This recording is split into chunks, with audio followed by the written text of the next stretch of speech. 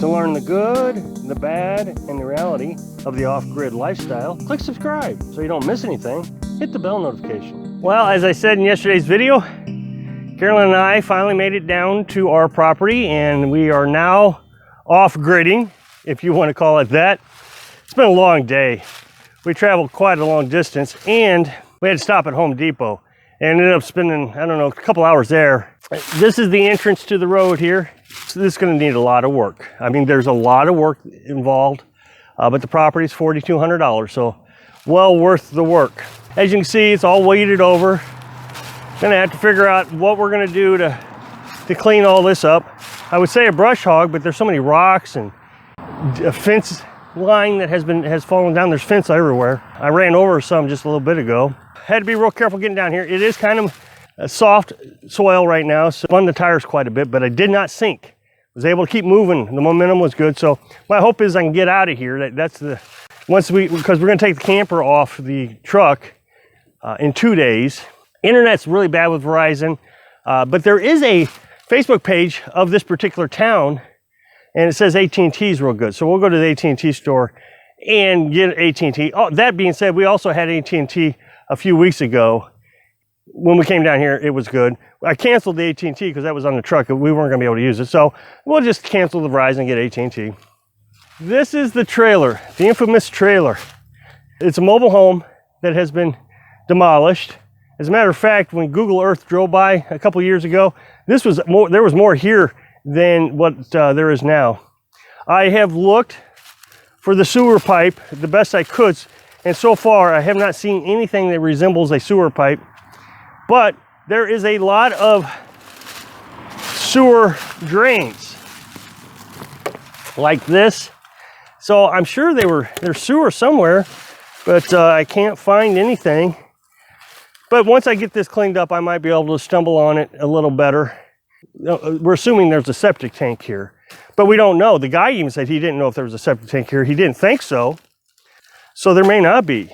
We'll just see. And if not, then we'll compost our waste like we've been talking about. It's not that big of a deal. So anyway, we're gonna strip this all the way down to the frame. What I find so interesting is they make these trailers out of 2x2s. And these 2x2s are still in pretty good shape. So I might be able to use some of these 2x2s. There's a toilet over there. I looked underneath the toilet. You would think underneath the toilet would be where the sewer pipe was, but I couldn't find it. We're gonna clean all this up, take our time and clean it up the best we can. And that's where we're gonna build our tiny house, right? Probably right here, back here in the shade. So tomorrow I'll spend my day in this spot. This is the well. I've showed you the well in previous videos before.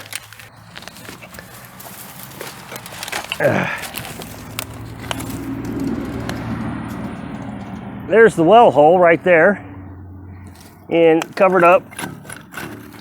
I'll get the pump into that, and then I'll shock the well with bleach water. Been studying up on that, got my bleach already bought and paid for. It's sitting in the back of the truck.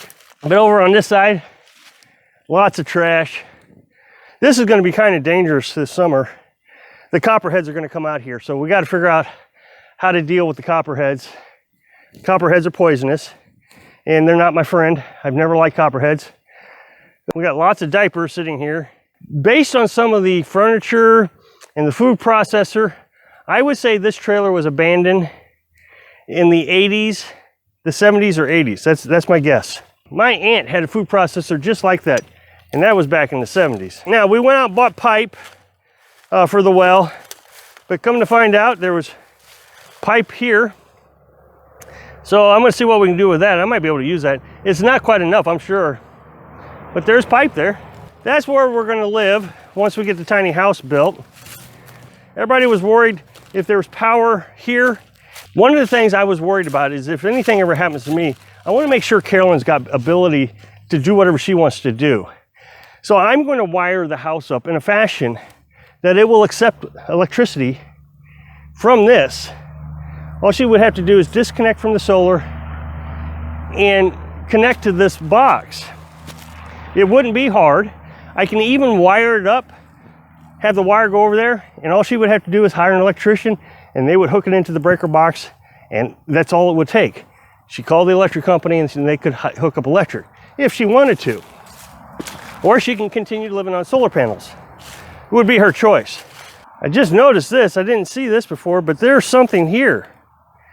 And I wonder what that is. I wonder if that comes from the street. I'm going to come down here and we'll discover it together. You know what that is? I wonder if that's the septic.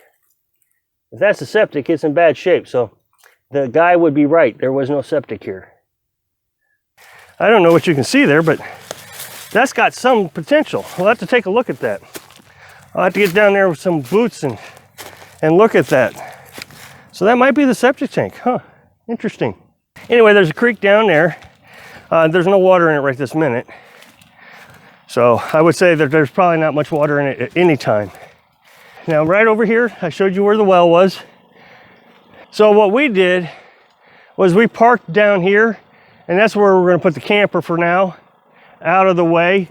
So the well, I can put an IBC tank around here somewhere with a hose, a garden hose, pump water into the camper, and then we'll have, running water all the time. We'll hook up the water heater permanently.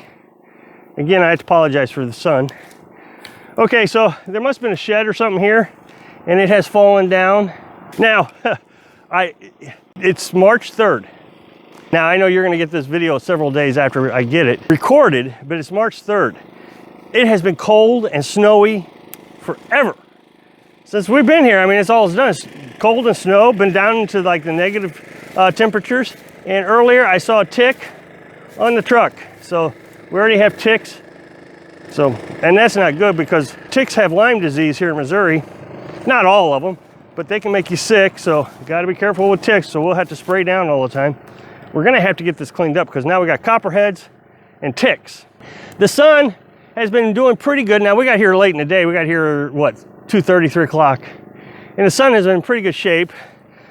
So I'll keep an eye on the sun so we can have our solar panels. But for now, somewhere in this area, I'm gonna put the solar panels. I got them staged. So in 2 days, I'll get those set up. But again, everything has to be cleaned up. And I'm not entirely sure how to do it. For example, I was telling you about barbed wire. It's just everywhere. So you couldn't really bring a brush hog in here because the barbed wire would get wrapped up in the brush hog. There's wild animals here because I see the scat everywhere. I will have to go to the courthouse and get the survey papers, documents, whatever it is, because I know it's been surveyed because the guy who sold it has sold several other pieces of property around here, so he had it all surveyed out. So then I'm gonna have to go around and find the markers. And if I can't find the markers on my own, I'm gonna have to hire someone who knows how to do that kind of thing. And then we can find exactly where the property line is. I mean, I would assume the property line is where the grass has not been cut. Not sure about up here. It's not been cut anywhere. So it looks like the power company must have cleaned this up a little bit because they're keeping the roads somewhat trimmed up because there's the power line. I guess that's an advantage. One less thing I have to worry about. But man, there's trash everywhere. So there's gonna be a lot of work to do. Now, I know everybody's excited about me getting a tiny house built. We gotta do it smartly and safely. The copperheads are a very big concern. We'll wear our boots the best we can, but you go down to pick up a brick, pick up a brick here, and there'll be a copperhead underneath it. Yeah, I mean, you just gotta be careful. And they come out at night. If you come outside to go to the bathroom or something, and they get you. So it's just something, I mean, it's just one of those things we're always gonna have to be diligent to pay attention on. And the ticks is another one. Okay, so this is the other side of the trailer. Some of this stuff I'm gonna be able to reuse. I'll be able to reuse that pipe for our wood heat, I think. See, more pipe here. I'll be able to use that for at least our shower water out of the camper, at least, at a minimum. With that appearing to be a septic tank, that's pretty exciting. So, oh, there, see? Look at an old vacuum. I wonder how old that vacuum is. Think about that. So I was saying, it seems to me like this thing was abandoned, probably in the 70s or 80s. There's another piece of equipment would kind of substantiate what I'm saying. It's going to be a fun project. And, we just can't be in a hurry. I've Carolyn and I have talked, and we're okay with living in the camper for as long as it takes, you know, a couple of years, whatever it takes. And I recognize that so many people are upset that and unsubscribing because we're not, you know, just spending thousands and thousands of dollars overnight so we can move into a tiny house. That's just not the way Carolyn and I think. Thanks for watching.